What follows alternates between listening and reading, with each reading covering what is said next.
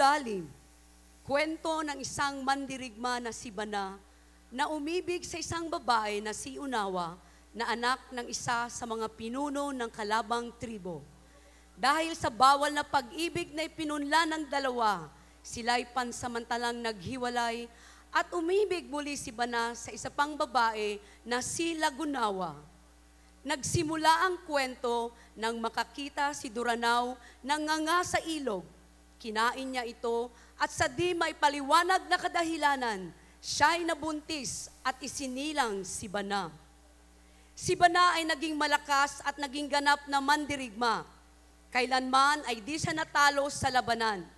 Paniniwala ng kanyang mga kanayon, dahil sa angking lakas at galing, ang kapangyarihang taglay niya ay manay niya sa kilalang mandirigma ng kanilang tribo na si Dulaw.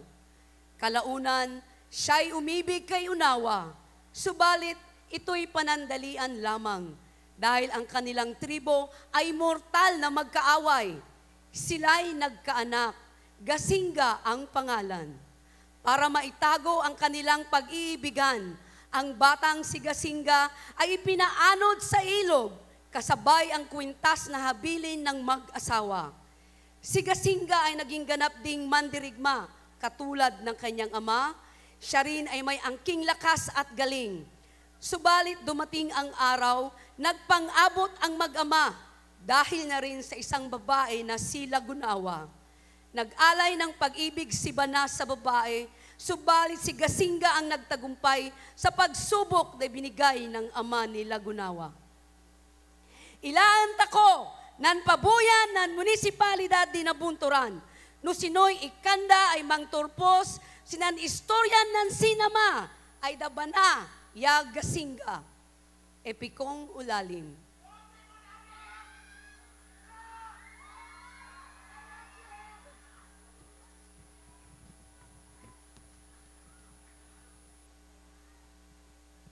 Hanang kano di manulalim kanane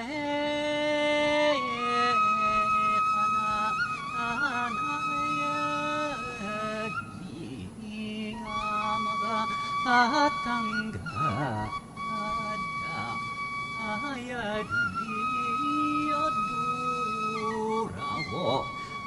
nato pa akaya degap kay kakot suno kayang kuni pun kaluya kona esina lukupa abalayo Daulalim.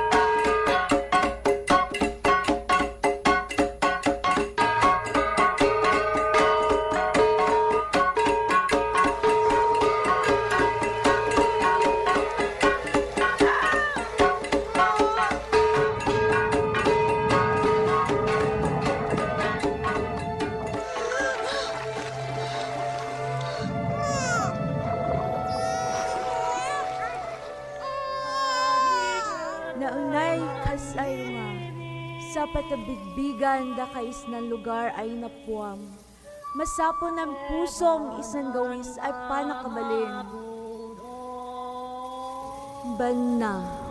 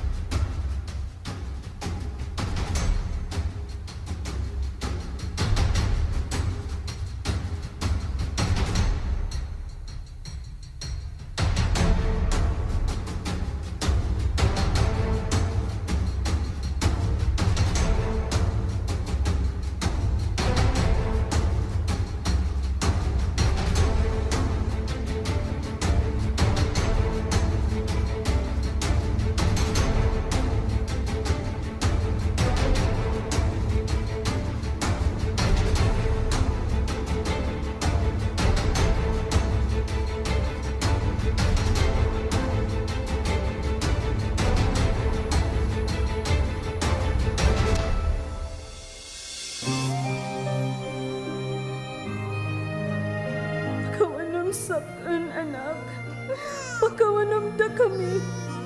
Laylay din mi ay gasingga.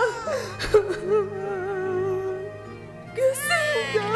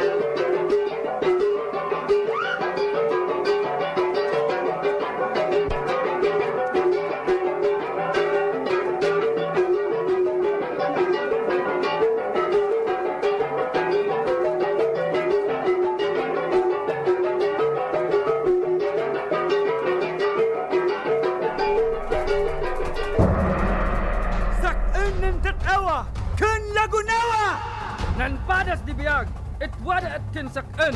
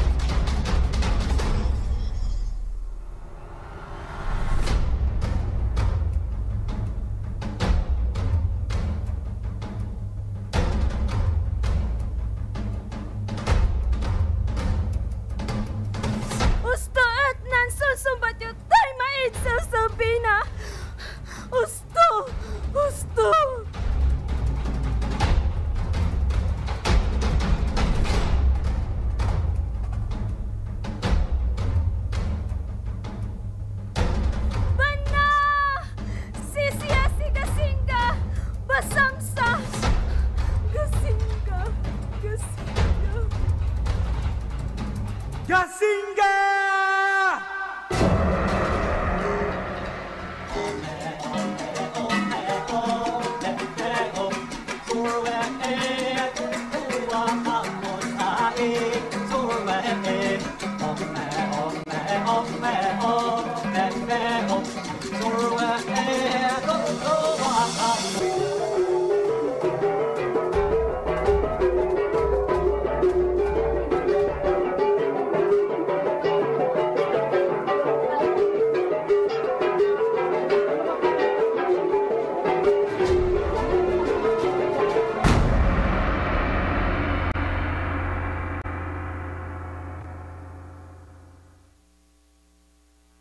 Okay, thank you so much. Entry number 3.